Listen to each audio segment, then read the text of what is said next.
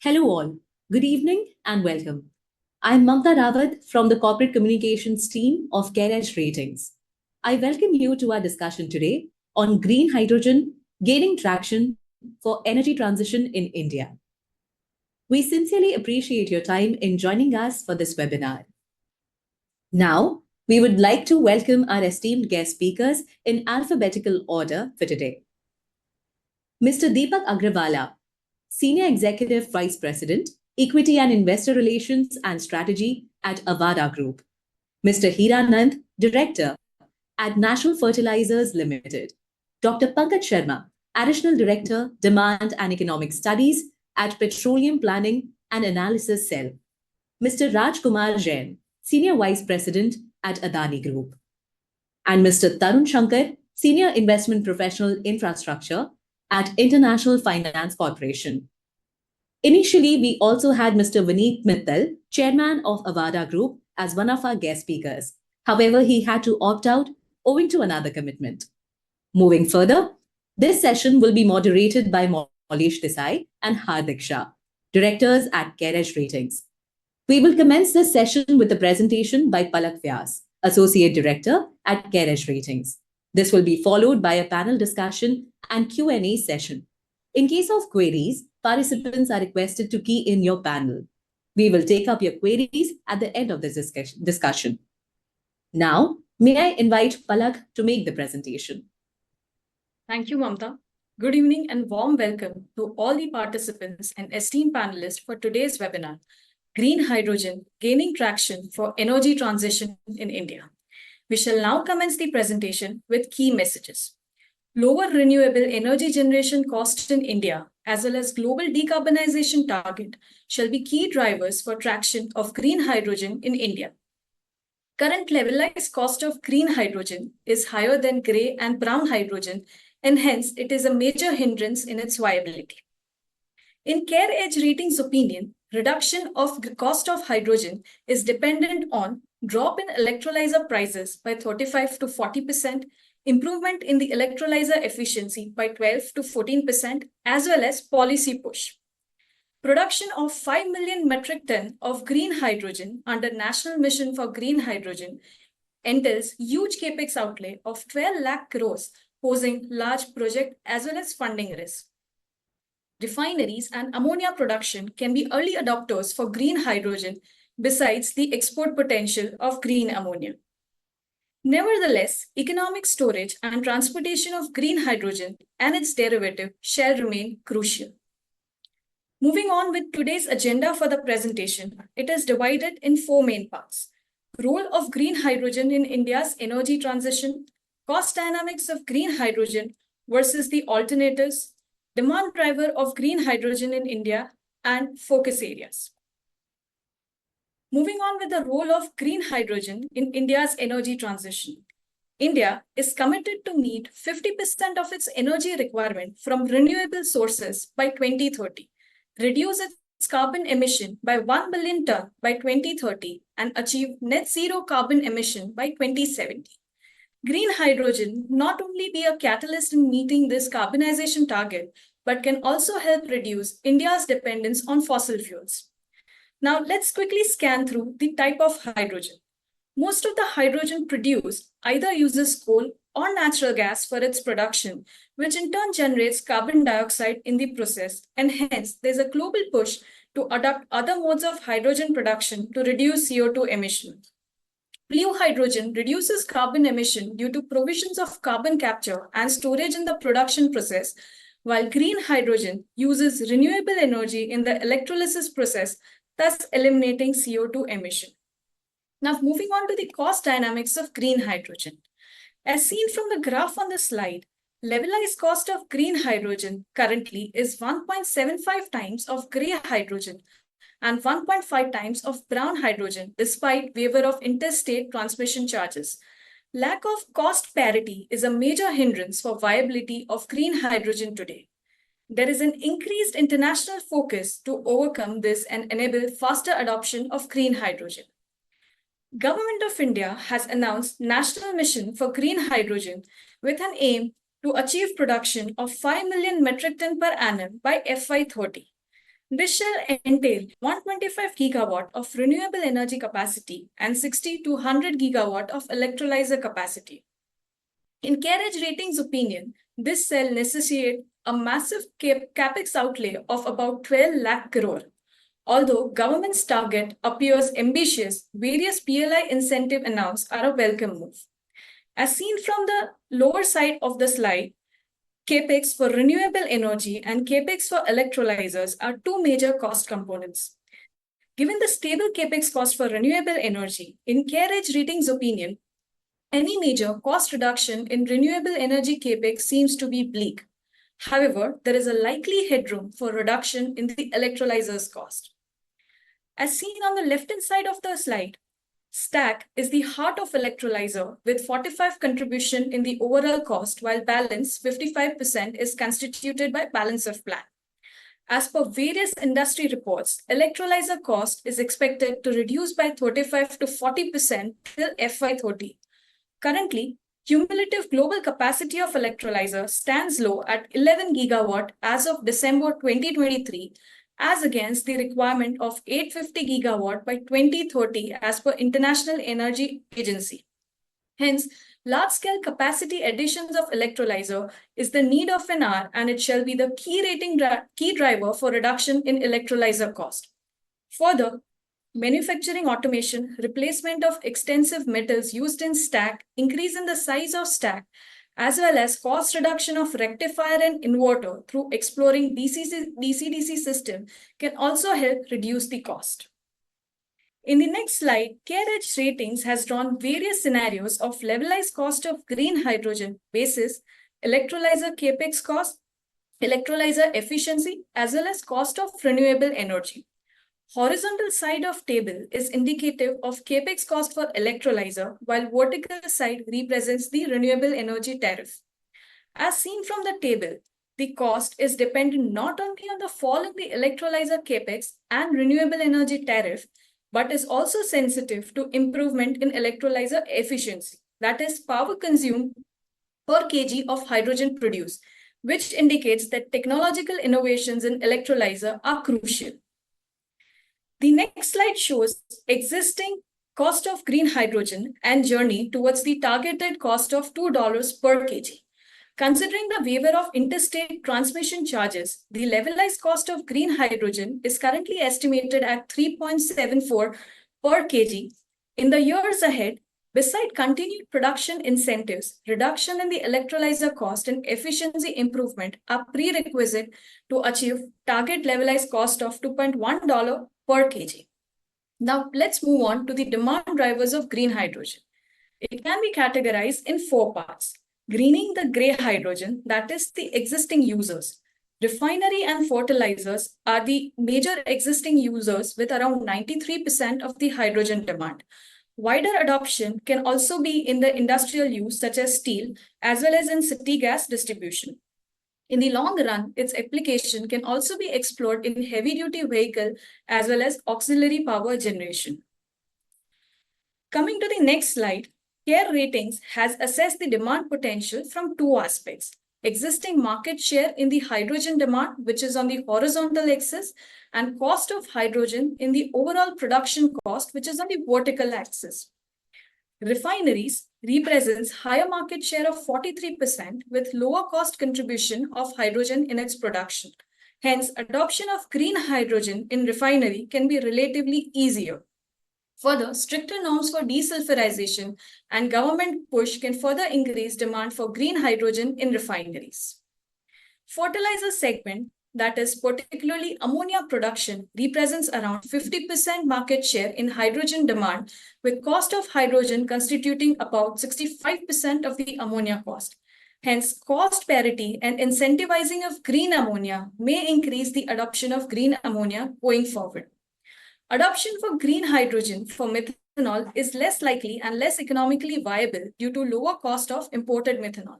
However, adoption in heavy-duty vehicle can be explored in the long term in case of reduction of cost of ownership with electric, diesel, as well as CNG vehicles. Steel sector represents lower cost of hydrogen in the total cost. And green hydrogen can partially replace coking coal in blast furnace and natural gas in electric arc furnace, leading to its wider adoption in steel industry, but subject to capex for technological upgrades. Green hydrogen can also be blended in natural gas and city gas distribution. Given the usage of hydrogen in ammonia, let's examine the price parity of green ammonia with ammonia produced from natural gas. It is inferred from the chart on the right-hand side that cost parity of green hydrogen with natural gas in ammonia production is possible only at the levelized cost of green hydrogen at about $2 per kg versus a natural gas price of $12 per MMBtu. As seen on the chart on the left-hand side, prices of ammonia in the past have witnessed large volatility due to movement in the natural gas prices. Hence, green ammonia can provide price stability and reduce India's dependence on import of natural gas. Further, it also offers significant potential due to competitive edge of India, as mentioned in the next slide. As we can see on the left-hand side of the screen, cost of the renewable power generation in India stands one of the lowest, which means cost of producing green hydrogen could potentially be one of the lowest in India. Apart from that, manufacturing cost is relatively lower in India with good network of port and infrastructure as well as large electricity grid network, whereby port-based green hydrogen plant can be set up to reduce cost of storage as well as transportation. Summing up, let's look at the key focus areas. Firstly, the cost of producing green hydrogen needs to substantially decline to about $2 per kg from prevailing prices for its mass scale adoption. Since there is a limited scope for reduction in renewable power cost, reduction in cost of green hydrogen would be critically dependent on reduction in the cost of electrolyzers as well as increase in the efficiency of electrolyzers from the current level. Storage of hydrogen is also a challenge and its transportation infrastructure needs to be developed. The size of the capex for hydrogen is expected to be large with the outlay of about 12 lakh crores, thus posing project risk as well as funding risk. Lastly, policy level changes at an international level would also remain crucial. With this, we end our presentation and now I hand over to my colleague Mamta for further discussion. Thank you. Thank you, Palak. Attendees are now requested to key in their questions, which we will take up after our panel discussion. Now, may I invite Maulesh Desai and Hardik Shah to take over this session, please. Maulesh Desai is a director and rating head with CareEdge Ratings. He holds bachelor's degree in engineering and MBA in finance.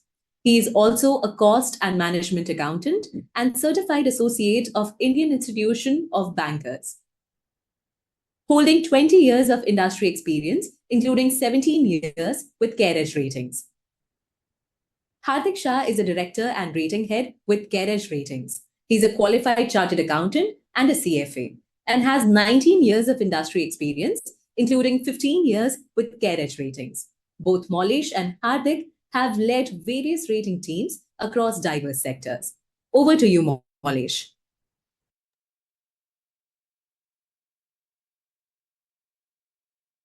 Thank you, Mamta, for quick introduction, and many thanks to Palak for the wonderful deck presentation. Good evening and very warm welcome to all participants. Let me begin the session with a quote from H.W. Longfellow.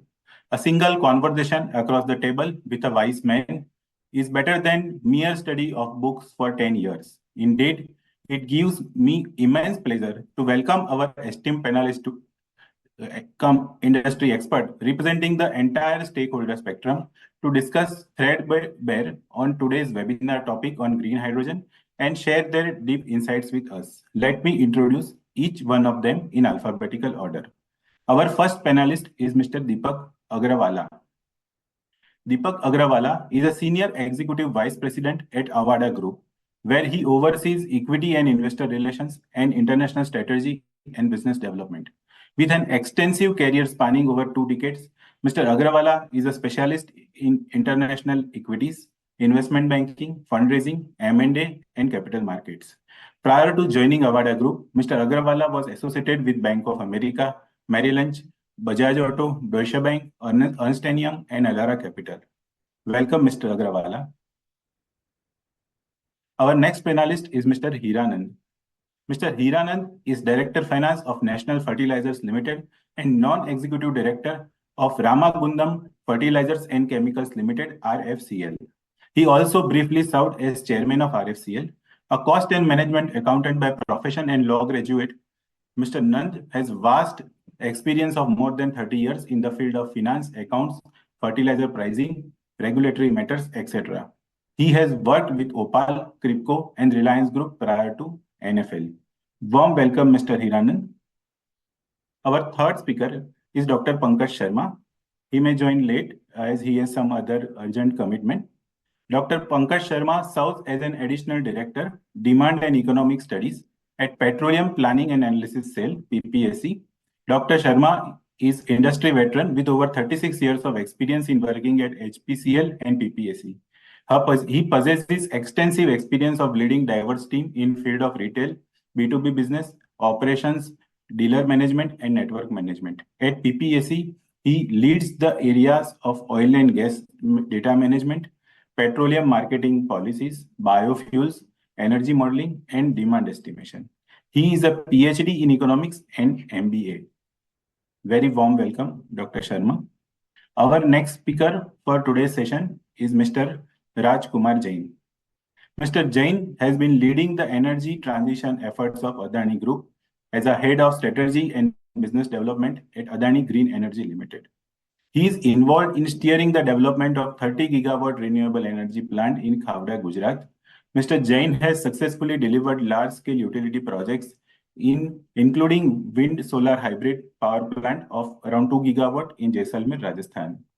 Mr. Jain also works closely with Adani portfolio companies on key strategic initiatives, advancing the group's vision of producing globally competitive green hydrogen and sustainable derivatives. He is also closely involved in overseeing Adani portfolio's manufacturing ecosystem for clean technologies, including wind, solar, and electrolyzer production. Welcome, Mr. Jain. Our fifth esteemed panelist is Mr. Tarun Shankar. Mr. Tarun Shankar is Senior Investment Professional at International Finance Corporation, the World Bank Group.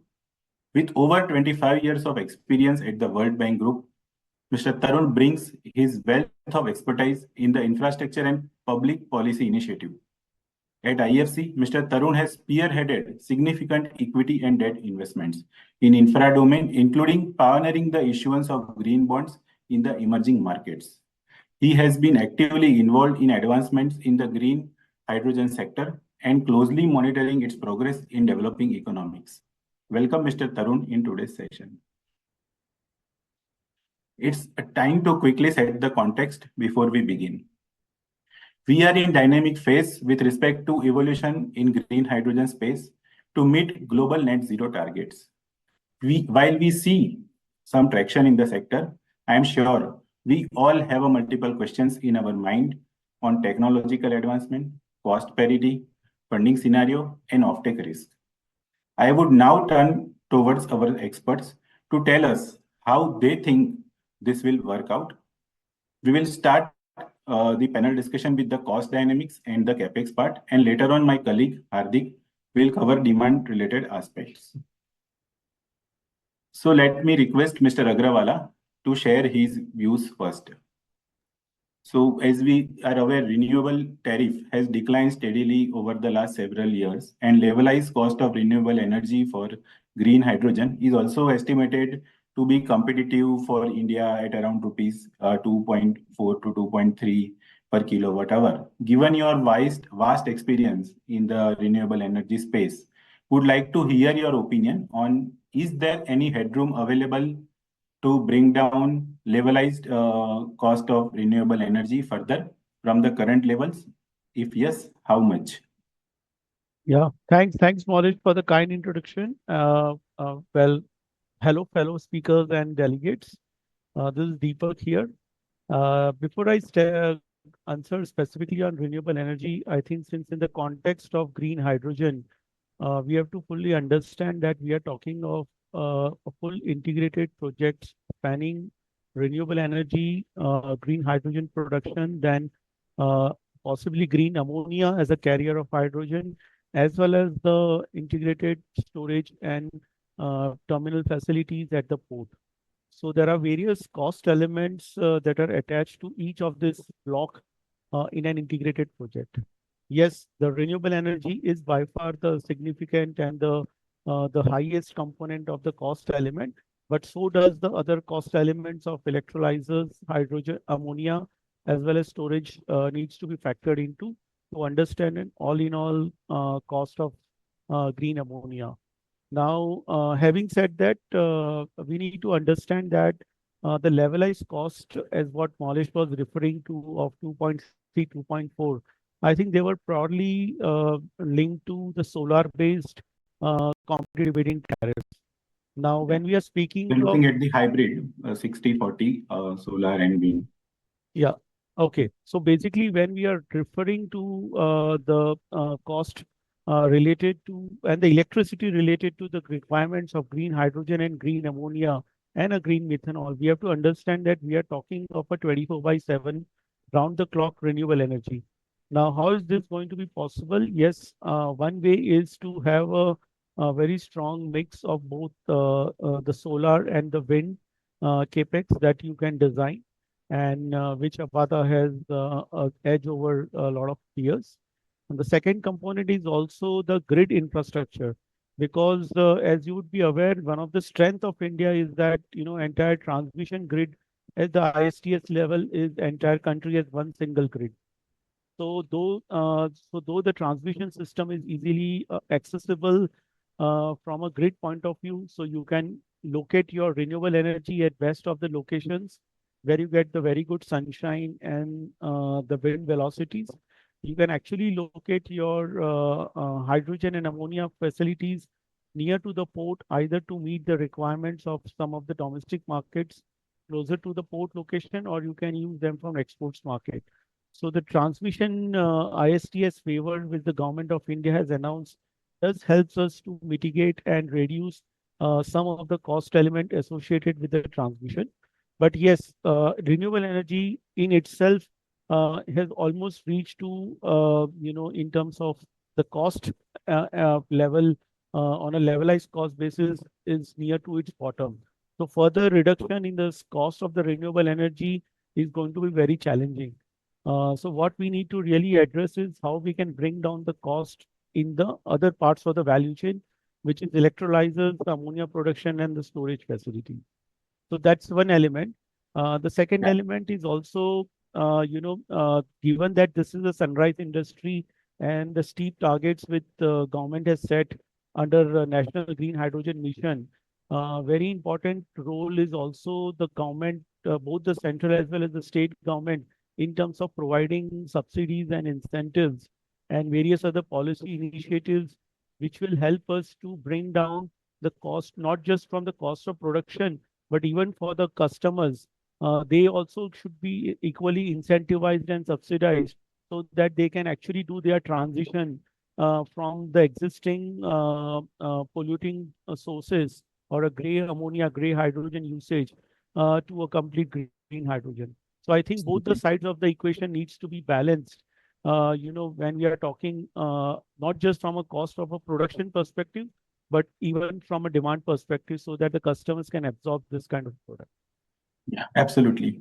So thank you, Mr. Agrawala, for giving clarity on a renewable energy cost aspect. And you have clearly articulated that there is a limited headroom available to reduce the RE cost further. So your response also does echo with the CareEdge Ratings view on a limited headroom available on a RE cost.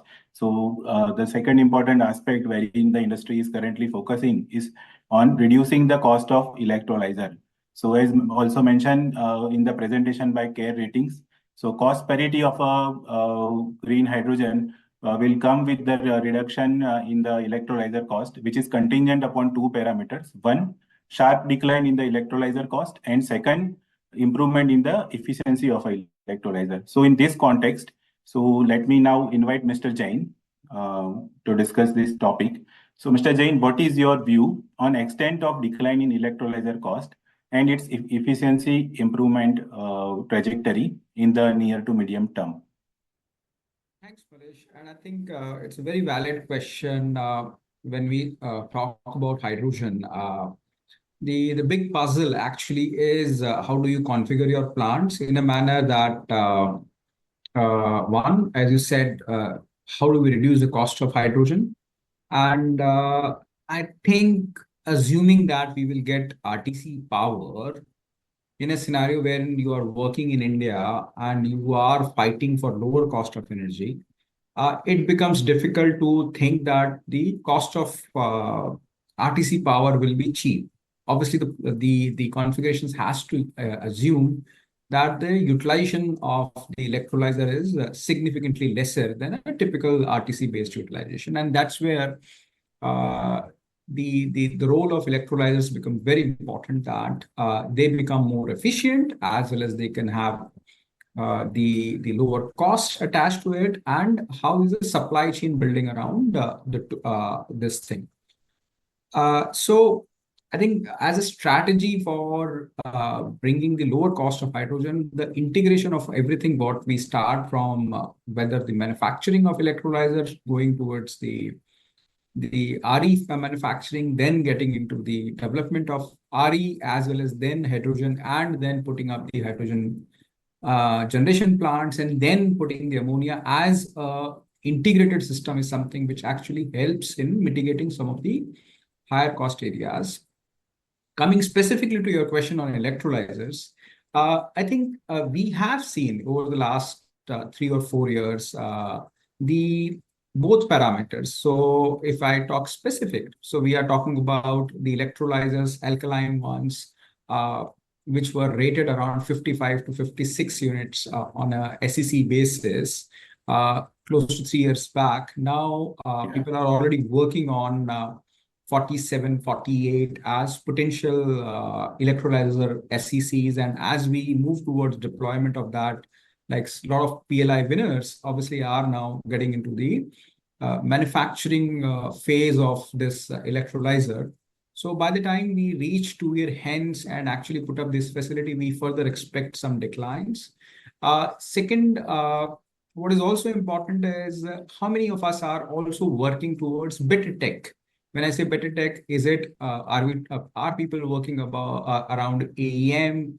Are people working on drawing some leaf from SOECs and others to see that the efficiency levels reached there can be replicated into some product? I would say potentially one today alkaline as a workhorse, and as we move forward, probably AEM as a potential tool to reduce the cost of electricity going into the hydrogen. Second, in terms of production itself, the utilization of various components.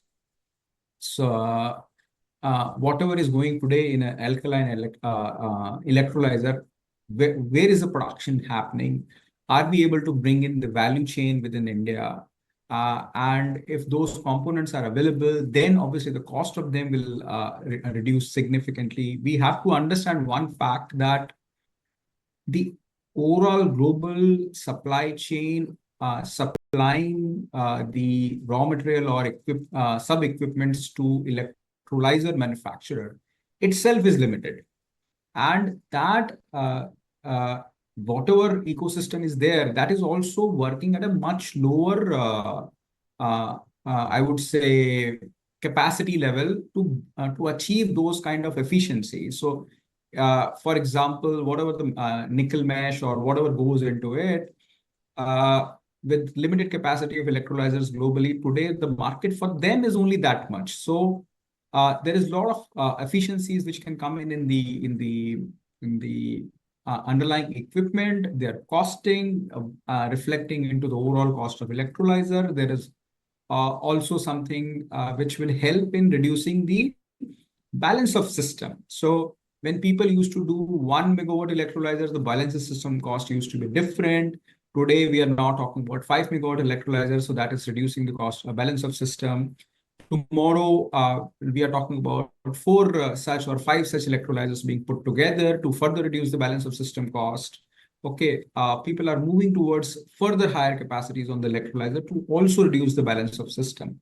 And if you start including the compression, if you start including the the storage, and some of those things. That again is a question of how people are integrating within their own configuration some of these costs. Because if you ask me, in a good designed plant, the electrolyzer and BOP is one cost, but storage, compression, utilities, and all those things can be as high as the cost of the electrolyzer itself.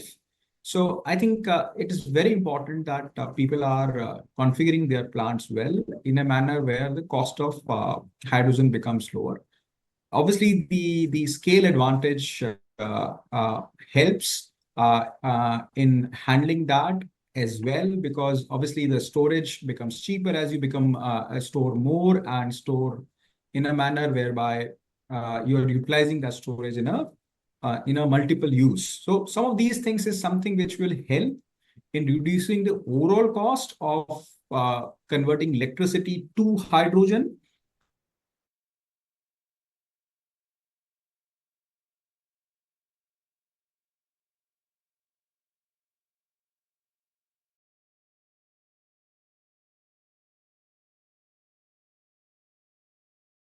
The interesting perspective on the integration of the facility that will give a edge.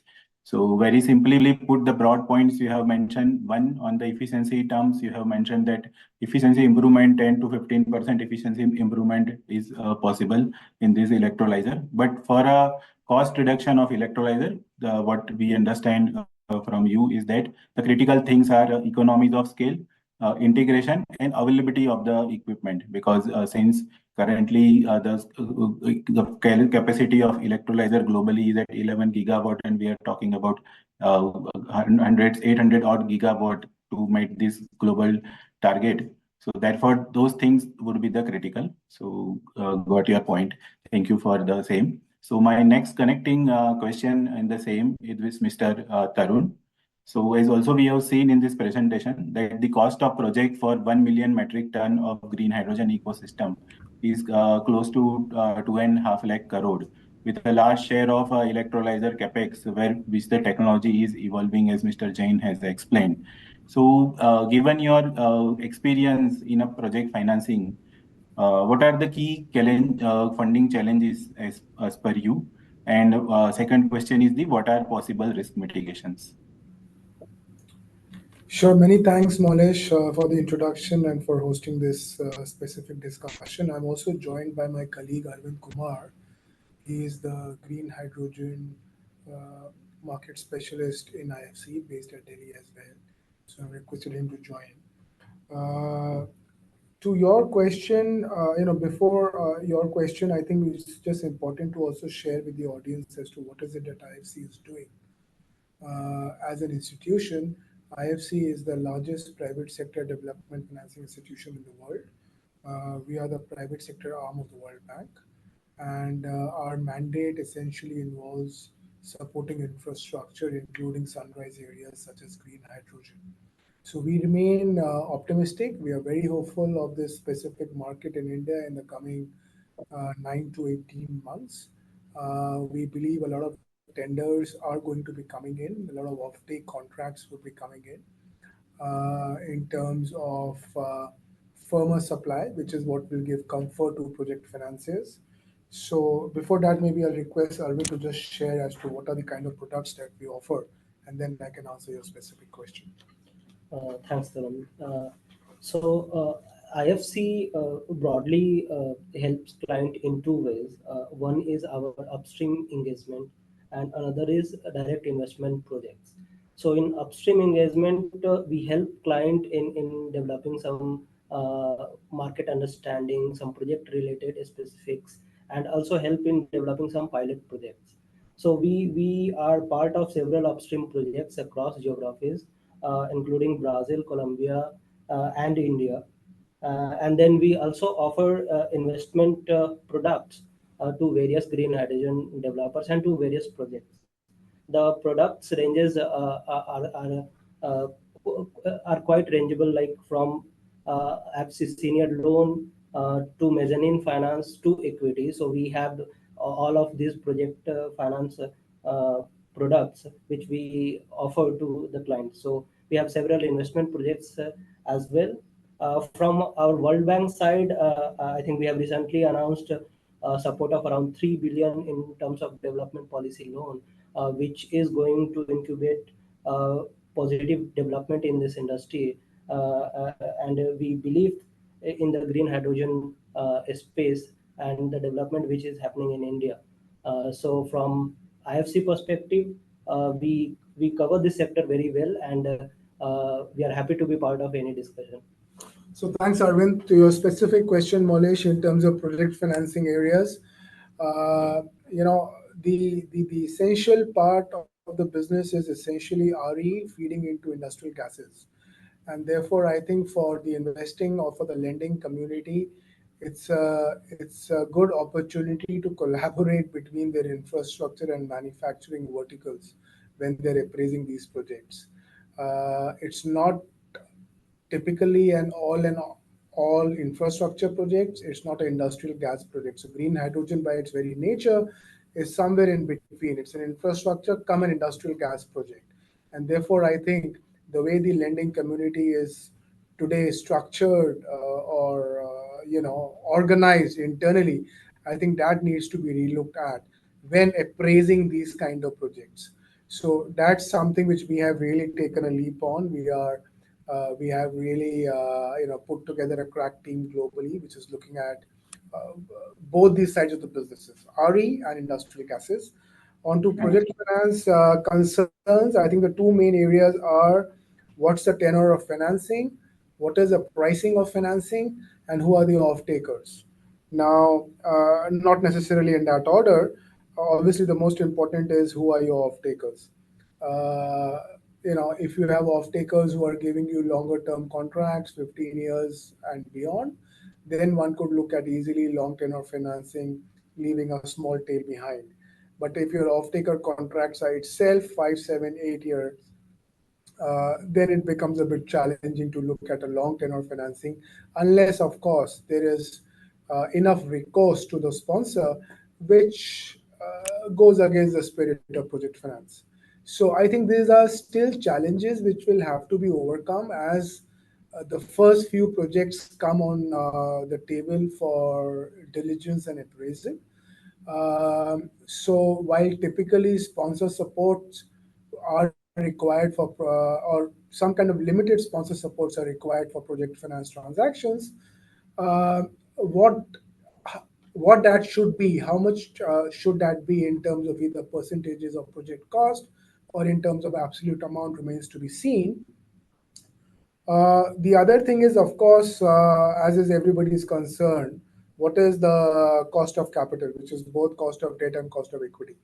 Now, on cost of debt, typically this will have to be blended with some concessional pools of capital available for sunrise sectors globally to be able to offer something which is competitive to our players within the country. On cost of equity, this is a new sunrise sector, and therefore cost of equity would have to be factored in, which would have to be significantly higher than the equity returns which is expected on a typical RE project. So in terms of cost of financing, I think we are still some time away in terms of seeing declines coming in. So the first few projects may not benefit, but I think the challenge would be to set a framework and a template which is beneficial for other projects to come on stream. We believe there are a couple of 100 KTPA tenders which are lined up in the next 9 to 12 months to come with reasonably good credit quality of takers. There have been some tenders which have come already in the market, but as I mentioned, I think from a financing perspective, the next 9 to 12 months is extremely critical in terms of appraising the first set of projects within the country. I'll stop there, but happy to answer more questions. Well articulated, Mr. Tarun. So broadly, you are saying that the green hydrogen projects is a combination of infra projects plus industrial gas.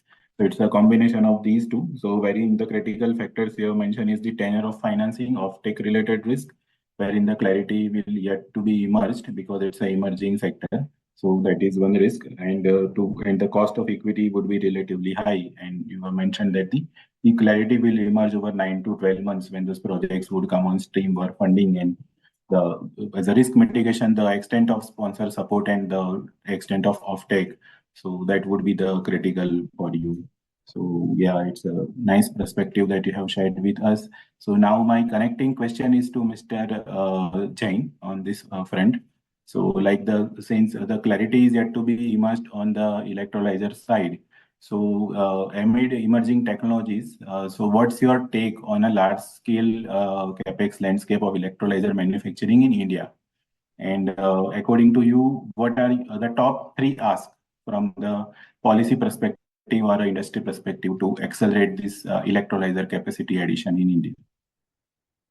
Yeah, I think when it comes to electrolyzer manufacturing per se, it's not necessarily a huge capex kind of projects.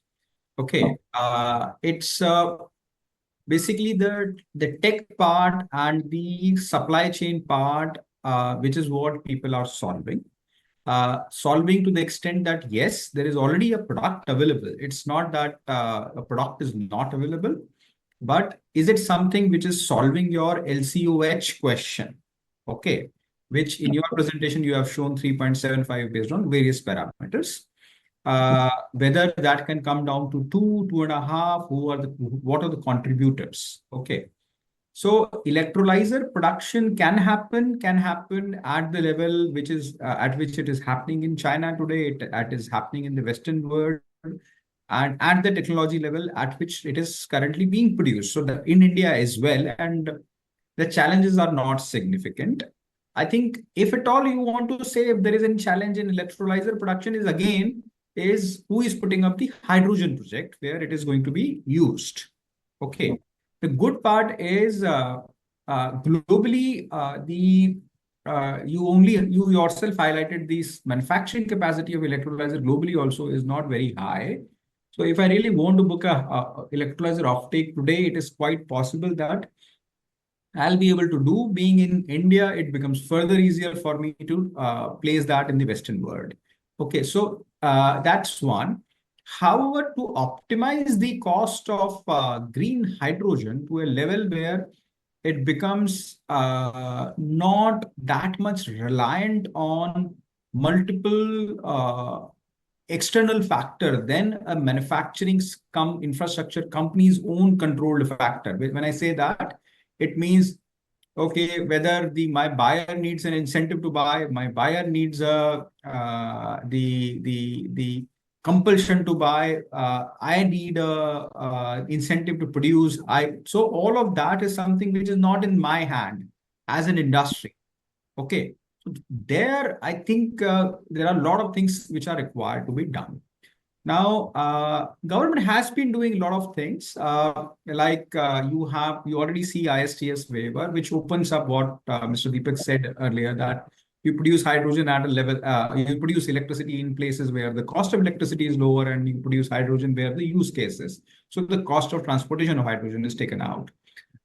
Similarly, government has come up and as we speak, 500,000 ton hydrogen tenders were announced, and some people took that thing. Let us see how that progresses, because there were some aggressive bids there again. Then comes in is the electrolyzer development. We ourselves has got 300 megawatt in that, and we will be putting up those facilities. There again, government has given those incentives. There is again one more thing which I'm not sure how much highlight that has got.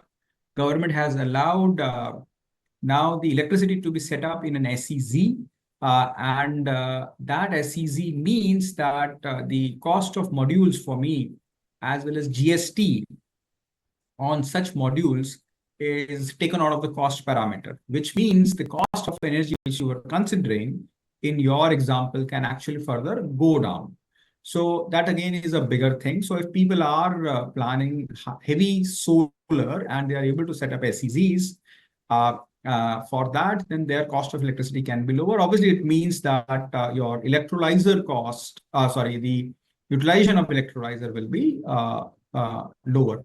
So there are a lot of things which is being done by the government, and government is listening to whatever the industry suggestions are in terms of what all can be done. There are a few things like the intent is there. Government has said that even they will allow some banking.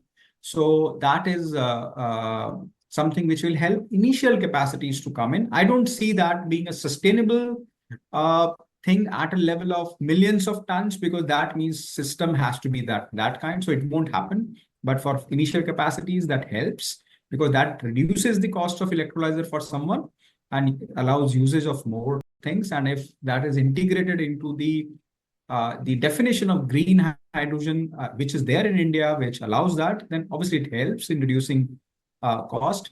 However, that's not the definition which you find in the global world. If someone is trying to supply in the global world, he has to match a timestamp for the generation and the consumption.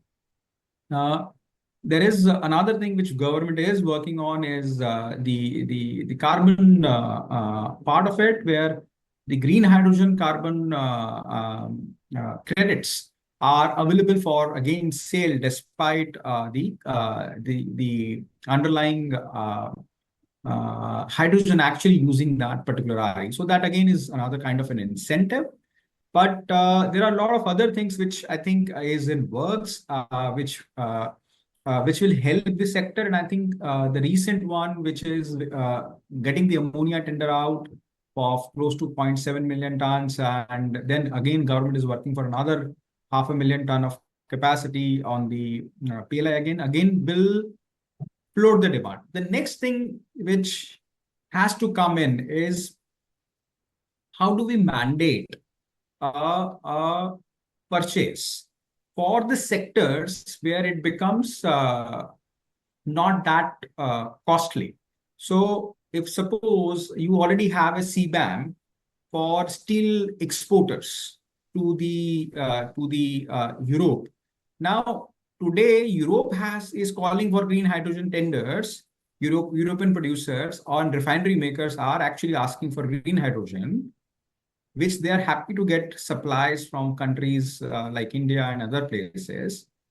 Now, how do we see that export is facilitated out of India itself? That kind of collaboration has to happen. So can we have a collaboration where Indian produced hydrogen is preferred, say in Europe, or say in Korea or Singapore or Japan, which has their own problems in producing green. So India is given green electron. That electron can be given to a country which cannot produce a lot of green, and then they are able to consume that because they are in any which way going to pay higher for that amount. So we are able to have the things where the initial level of investment can come in. Obviously, we need to promote a lot of technology development in India. Can we have a more targeted policies around that, which is helping?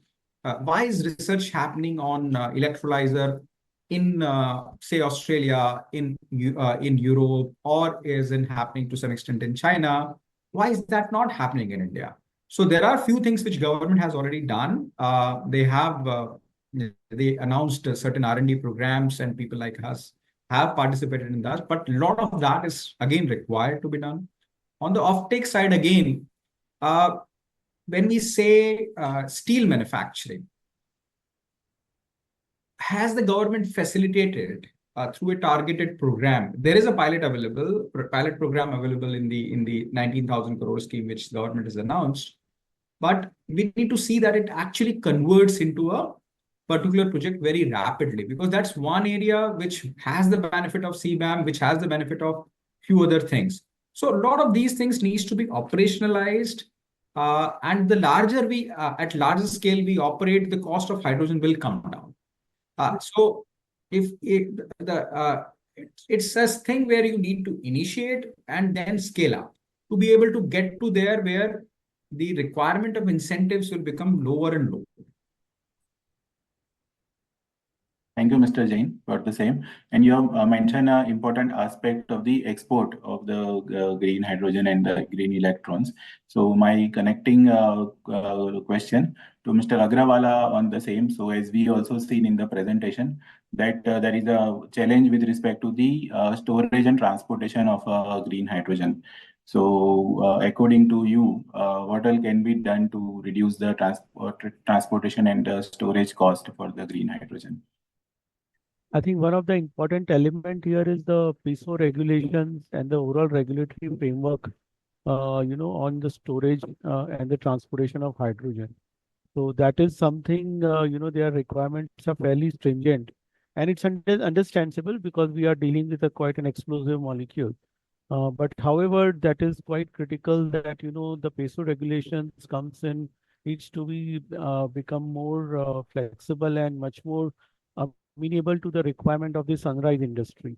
So that is one thing. Second, another important element is also, whether we are actually using green hydrogen as an end product or whether we are using green ammonia as a hydrogen carrier, because both of them have a different set of applications. And in several tenders, like the recent SECI tender, as what Raj was referring, we have a requirement of 740,000 ton of tender for SECI for the fertilizer itself. So we are essentially talking of converting this hydrogen into ammonia and then actually transporting ammonia, because that's a proven industry all over the world, and ammonia trade is very well established. So we have to actually, to reduce the risks associated with the hydrogen transport. More of us, we are actually contemplating to use ammonia as an energy carrier. So either you use ammonia directly, let's say in a fertilizer, or blending of a power plant, coal-fired power plant with ammonia, like which is a use case what Japan or Korea has gone ahead with it. Or we convert that ammonia back to hydrogen, which can be used, let's say, for refineries. The another element is that you co-locate, you invest actually in a distributed model where the hydrogen plant actually is co-located to the end use, like in a refining space. But do they have the enough space for the renewable energy to be accommodated in the same complex? That still remains a question. And that's where the the element of the transmission infrastructure is coming out. Because what we have seen recently is that a lot of ISTS projects are getting shifted to the HVDC transmission line, which itself will come in 2028-29. So in terms of the development of the projects, the timelines are getting pushed ahead for want of HVDC connectivity. So there are very many different dimensions when we are talking of hydrogen storage. Either we are talking of a distributed model, which can be a small size projects meeting to the requirements of a specific end use, or we are talking of a much larger projects like what Avaada is developing near the port locations, which can actually be catered to multiple use case requirements, wherein we may actually go ahead and use ammonia more as a carrier of hydrogen rather than actually transporting hydrogen in itself. Understood. So broadly, you have mentioned the three things. One is the co-locate the green hydrogen plant with the end user industry. Second is the creating the transmission infrastructure. And third is the export of ammonia, convert the green hydrogen into ammonia for reducing the handling the transportation related challenges. So understood that point. So thank you for sharing this important perspective. With this, we have covered the supply side of the green hydrogen. Now I request Hardik to take this session forward. So over to you, Hardik. Thanks, Maulesh. Now, Maulesh has covered the supply side. So let me now ask the views of our eminent panel members today for a few pertinent aspects about the use case of green hydrogen. So in this context, let me first invite Mr. Hiranand here. So my question is to you, Mr. Nand. If we see, we as a country have a lot of dependence when we talk about the urea. There is a lot of import dependence directly and indirectly. So when I mean indirectly, I mean we import a lot of gas and that is being consumed in ammonia production and ultimately going into the final urea production. So given the cost dynamics which has been presented in the presentation, hypothetically practically, let's say we achieve that cost of green hydrogen, do you see to what extent green hydrogen-based ammonia can potentially reduce our import dependencies? And follow-up to that, what could be the potential challenges in this entire shift from natural gas-based ammonia to hydrogen-based ammonia? As a practical perspective, I would like to understand just two typical aspects from the fertilizer side. Over to you, Mr. Nand. Thank you, Mr. Hardik. I heard so many of the views. Thank you, panelists also. So many inputs I received. And of course, there are many things still to be tested in the system. Well, production is okay. Producer is thinking from their perspective. Ultimately, there has to be end user and so much of the infrastructure. Fertilizer plants are located all over India at so many places. Urea is the largest item which is produced under fertilizer category. India consumption is about close to 32 to 35 million metric tons of urea we have. Out of the 30 million metric ton we produce indigenously. 3 to 4 million ton is imported as far as urea is concerned. Non-urea production we have about 2 million metric ton. Of that, 50% is produced and 50% is imported. Now, as far as urea is concerned, urea we produce out of gray ammonia, and there is a byproduct also of carbon dioxide. For production of urea, you have to have carbon dioxide with you. So, as far as production of urea is concerned, the emission is very less. It is only limited to the extent of natural gas which we use for boilers. The rest it is captively consumed. So if I talk of use of green ammonia or green hydrogen for the purpose of urea, then basically industry will have to look for availability of carbon dioxide, which has to be transported again through pipeline and so many things. So basically, it has to go with green ammonia because volumes are also too large. Creating that kind of infrastructure, I don't know how much time it will take. And our technology, which is based on this gray ammonia, it is completely is to be changed. Existing pipeline, which are natural gas pipeline, cannot afford to carry green ammonia also, or green hydrogen. Because of some metallurgy and so many other technical issues are there. That a region GAIL probably has started on this use of green hydrogen into this CNG, maybe about 3-4% on test pilot basis. But it is not a long-term solution. There has to be separate pipelines for those. Now, if I go away from urea, then non-urea production, that is primarily DAP and NPKs are there, complex fertilizers and phosphatic fertilizers. Those doesn't require this carbon dioxide. So for that, basically, we need about 3 million ton of ammonia we are importing primarily for other than urea fertilizers. To start with, this green ammonia can be used for non-urea fertilizers. Now there will be issue of pricing. You are aware these fertilizers are in India are subsidized. Leaving alone urea, where 85% subsidy, about close to 85% these days, subsidy is given by government. Now we are leaving this urea aside. Other than urea, about 50% subsidy is there. Now we are talking about cost of green ammonia. Green ammonia prices are too prohibitive from subsidy and all those perspective. So my view is to start this green ammonia business because ultimately that is the day that has to be done today or tomorrow. Government should introduce IPP kind of mechanism, international parity price. The way it is done for natural gas, whatever green ammonia prices are, those should be considered as price for these non-urea fertilizer plants, and differential it should be considered as cost of input because that ammonia is primary input for those non-urea fertilizers, and that is the only way to go about. So basically, what will happen is industry will be able to use green ammonia as input by getting a sort of reimbursement of cost from government in form of subsidy, because ultimately otherwise also they are getting subsidy 30 to 50%. There is one way we can start use of green ammonia in fertilizer industry. Understood. Challenges are too many.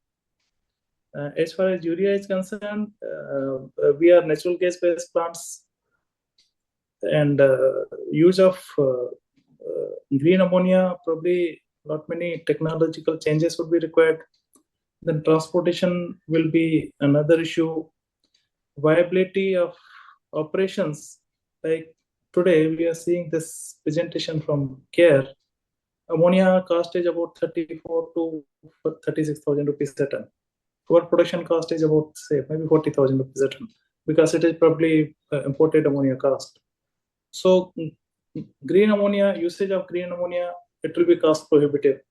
We're already having 85% subsidy in the industry. Now, what to do of these plants which are based on green ammonia? Because so far we are not heard of anything. Because globally all the plants are about 90% plants are based on the same technology. So what to do of these plants? How it can be transferred? So many issues are there. It's all challenges. Of course, if I look at country level, it's an opportunity as well. Understood. It was a very good perspective from you, Mr. Nand, that you bring out very finer aspects of the fertilizer sector and highlighted the key challenges which probably will have to be addressed before a significant penetration on the fertilizer side. Thanks for the answer. My next question is to Mr. Shankar. Aspects of the green hydrogen, and you highlighted two major risks to Maulesh as far as financing of these projects are concerned. One finer aspect I would like to understand from you is that given the large size capex and with no firm offtake kind of arrangement, like in case of renewable power, we have a 25-year PPA, which gives you a fair amount of visibility in terms of your revenue stream, profitability, and cash flows.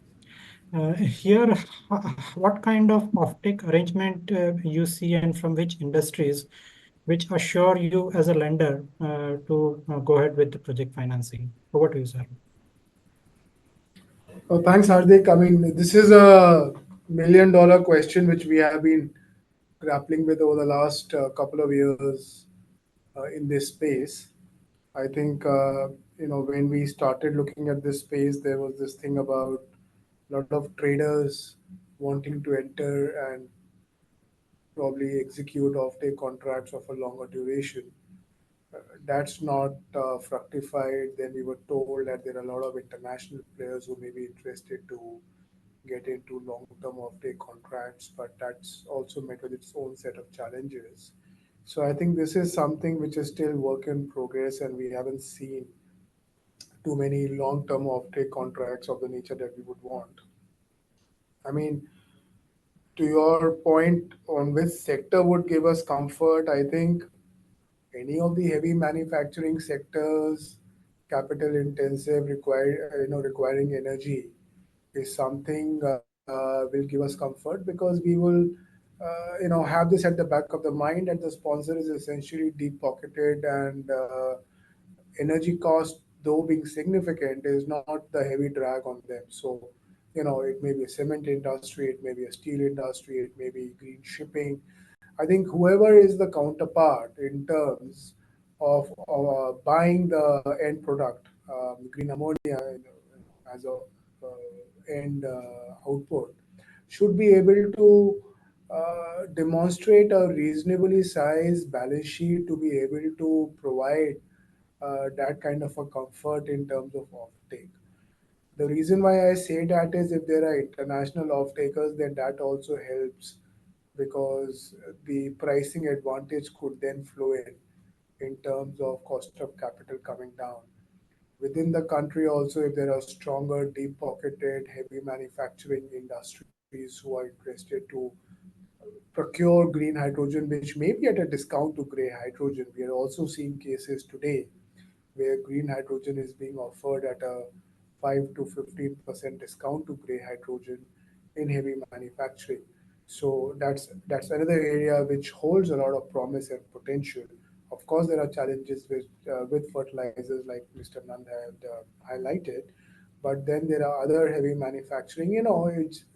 It's quite similar to what's happening on the energy side with CNI space. So if you have heavy industrial consumers, bulk buyers of gray hydrogen presently, they could always replace it with green hydrogen, provided the economics work out, or even if the economics is not very favorable, given the larger benefits of transitioning to green hydrogen is something which would be a good enough incentive for them. So in summary, we haven't seen too many long-term offtake contracts, but we remain hopeful given the efforts which have been invested by a lot of developers. We see that a good enough working template there, will be there for us to diligence and evaluate. Understood. Agreed. And given the fact that risks are also evolving, it's a kind of work in progress. And it would be definitely one of the key monitorables as a lender as well as a rating agency whenever any such project comes up. Thanks for the answer. My next question is to Mr. Nand here. You broadly touch upon the imported ammonia prices and all. So over the last 3 years, we saw there had been significant volatility. The imported ammonia prices had went up significantly. We saw that in the presentation. So in that backdrop, how do you see the kind of stability which a green hydrogen produced ammonia can give you, wherein it can give you a definite range within which you can operate, while in case of imported ammonia, you are exposed to the external factors like we saw Russia-Ukraine war, gas prices went up, and ultimately the ammonia prices also shoot up, and the government fertilizer subsidy budget also come under pressure. All-time high subsidy we saw in FY23. So in that context, how do you see the kind of stability which indigenous green ammonia can give you, and ultimately its export potential in the times to come? Over to you, Mr. Nand. Yes, that's a nice idea. Basically, it's a very good question. Past 3-4 years, you may have seen it's a volatile market, complete fertilizer industry as such. Government anticipated budget of X, it has gone 2X. Even 2X was not able to fulfill the requirement of budgetary support. So that is because of this global scenario, geopolitical conditions, Red Sea, and all of a sudden ban on export of ammonia by some of the countries like China, Russia, and all those things. So because ultimately all of a sudden things have developed not in a commercial way, basically only because of geopolitical conditions. So ammonia prices have gone 3-4 times. We have seen this ammonia prices touching 80, 90,000 rupees a ton. 90,000 rupees these days is 35,000 rupees. So basically, green hydrogen is the best thing. We'll be self-reliant. It will be produced within the country. Reliability will be 100%. We'll be self-reliant. And again, if I don't look at this green ammonia or gray ammonia, whatever, basically even in case of natural gas also, we have seen the natural gas today it is hovering about $13 to $14 parity price at which we are buying. It was not available at $45 even 3 years ago. It was 3 times because gas was not available. You've seen this Russia-based firm was blacklisted. So many issues are going on between GAIL and this Gazprom. So because of those issues, you are dependent on external countries. And because of none of your fault, you are completely dependent on others. With this green ammonia, green hydrogen, it will be all captive production, will be self-reliant. Reliability will be dependence will be much less, and it will be self-reliant. So naturally, as far as country is concerned, we will be self-reliant, and food security will be 100%. As far as if I talk of fertilizer industry, food security will be 100% available. Correct. Understood. So probably, as you initially highlighted, for existing plants to migrate to green ammonia would be a difficult task. But at least the new projects which are coming up in the country, they can definitely go for it. It can provide a blend of diversification for the country as a whole. In times of extreme volatility, probably we can resort to the hydrogen side, and other parts when the prices of natural gas are reasonably on the lower side, that time we can probably continue on the gray side. Obviously, the carbon footprint has to go down. That's the long-term object. So good perspective, Mr. Nand, on this. So to supplement you, basically we are already in touch with our licensors. If any currently in this current dispensation, the kind of technology we have, there can be whether we can have a green ammonia also together with clean ammonia. So things are going on. Everybody is on the drawing boards. They are trying to get best of the resolutions, whatever is provided by them. Absolutely. So I'm sure the audience has been anxiously waiting with a lot of questions. So let me quickly take 2-3 questions. We are already probably at our scheduled time. So first question is to Mr. Shankar. And the audience is asking, do we have any examples of financial closure of green hydrogen projects in India or globally? Over to you, Mr. Shankar.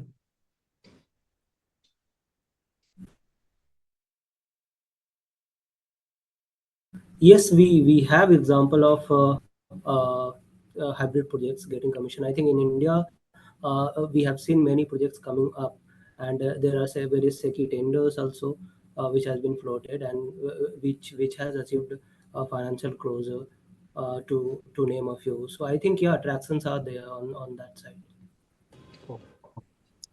Thanks. Another question is for Mr. Jain. The audience is asking, is there any authorized agency who certifies the green hydrogen component? So is there any such agency which is operational in the country which can certify the green component at this point in time? Not yet, but I think this is something which is in very active consideration of MNRE, and it's again, it's something which is evolving, and there is an industry discussion happening on a lot of these parameters, how to do this and all of that. So I think as the projects come in, because projects will also take some time, we have ample time available before this is resolved. However, the standards are available. So we know as producer, what do we want to make or what we need to make. So it is nowhere an impediment in terms of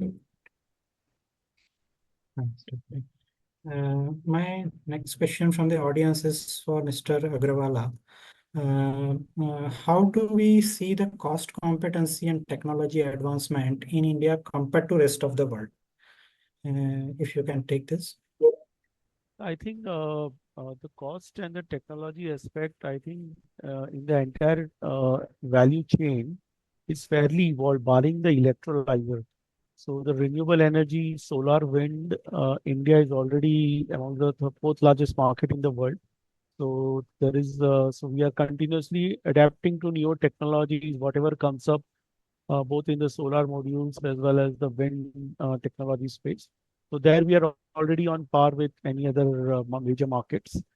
Ammonia is in itself is a very mature technology, and as Mr. Nand also mentioned, it's there for Haber-Bosch process. It's in existence with the licenses for many decades. So there is not much technology advancement required over there, and so does in the storage and the terminal facilities. So more technology advancements are happening in the electrolyzer space, though that also is there for several decades. But yeah, when it comes to the alkaline, or as Raj was mentioning, we move to PEM technology or move to SOEC, primarily to bring down your specific electricity consumption. So that will actually bring down the cost of production of green hydrogen. So that's where a lot of technology developments are happening across the globe. And I think even the National Green Hydrogen Mission also provides some support for the R&D, which even we are doing within Avaada on various aspects of this electrolyzer, whether it's stack or balance of plants or the purification and all. So yes, technology aspect, we are still behind the curve maybe versus several of the developed markets, but the work is already on, and I think by the time the first few projects come up in India, we would be one amongst the lowest cost producers as well. If not the lowest, but at least we would be aiming to be in the lowest quartile as far as the green molecule is concerned. Understood. Especially because the renewable power cost, which is, as we presented in the presentation, almost 40-50%, where we are at the lowest end. So probably that could be one of the major driver. Thanks for that. And the last question, for paucity of time, this will be the last question which we'll be taking from the audience. All the panel members to probably attend this if you wish. The ask is that what could be the range of green hydrogen pricing, cost of production, levelized cost of production, which we can see by FY30? It's a hazardous guess, I understand, but if you can take this.